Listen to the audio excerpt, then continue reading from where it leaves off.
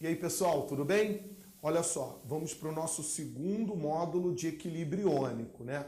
A segunda parte. A primeira parte, como vocês lembram, a gente trabalhou praticamente pH, né? Na verdade, não foi só isso. Ka, Kb, né? Kw e desembocou em cálculo de pH, que é a parte importante. Hoje, a gente vai fazer a segunda parte, que é uma parte mais... O pessoal diz que é mais complexa, não é nada tanto assim não, mas é a parte melhor, a parte de colocação mais profunda da aula de equilíbrio iônico. Então essa aula vai ter 3 momentos. Nós vamos trabalhar as soluções tampão, as hidrólises salinas e o KPS, né, constante de solubilidade, tá bom? Vamos lá? Ó, primeira parte, soluções tampão. Então vamos fazer uma introduçãozinha para a gente começar bem aí, tá? O que são soluções tampão? Soluções tampão são certas soluções produzidas com o intuito de evitar variações bruscas do pH.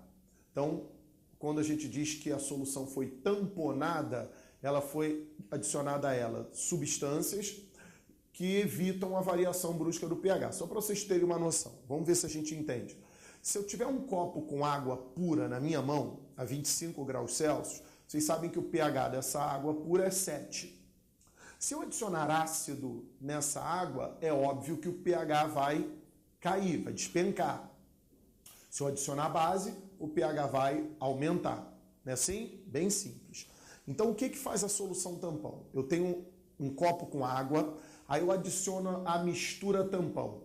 Adicionei a mistura tampão, medi o pH da mistura tampão. Digamos que seja um tampão ácido, o pH da mistura tampão deu 6. Tá? Então, o pH da mistura tampão, 6. Se então eu adicionar um ácido nessa mistura, eu penso então que o pH tinha que cair de 6 para 1, de 6 para 2, porque eu estou adicionando um ácido.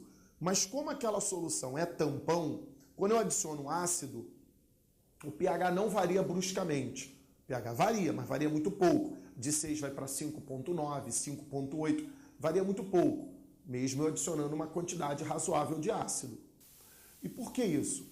Porque aquela mistura que foi adicionada, aquelas substâncias que foram adicionadas ali, de alguma maneira não permitiram que o H+ ficasse livre e, portanto, fizesse baixar o pH. Isso chama-se efeito tampão. Ao mesmo tempo, aconteceria se fosse o contrário. Se eu adicionasse base no tampão, a gente esperaria que o pH subisse muito e, na verdade, ele sobe um pontinho decimal, 2 pontinhos decimais. Tá? Então, esse é o efeito tampão. É um efeito em que as substâncias são adicionadas para não deixar o pH variar bruscamente. Vamos, então, falar mais algumas coisas e depois a gente vai explicar o efeito tampão. Pessoal, existem 2 tipos de tampão. O tampão ácido e o tampão básico. Só para apresentar, o tampão ácido é sempre formado por um ácido fraco junto de um sal derivado desse ácido. Tá? Isso fica meio decorado, mas já a gente explica, tá? E o tampão básico é formado por uma base fraca junto de um sal derivado dessa base. Beleza? Então, tampão ácido e tampão básico. Observem que qualquer tampão tem que ter ou ácido ou base fraca. Não existe tampão com ácido forte, nem com base forte. E tem que ter junto um sal derivado desse ácido. E aqui um sal derivado dessa base. Tá? Então vamos agora explicar o efeito tampão, mostrar exemplos de tampão e vamos então avançando na aula, tá bom?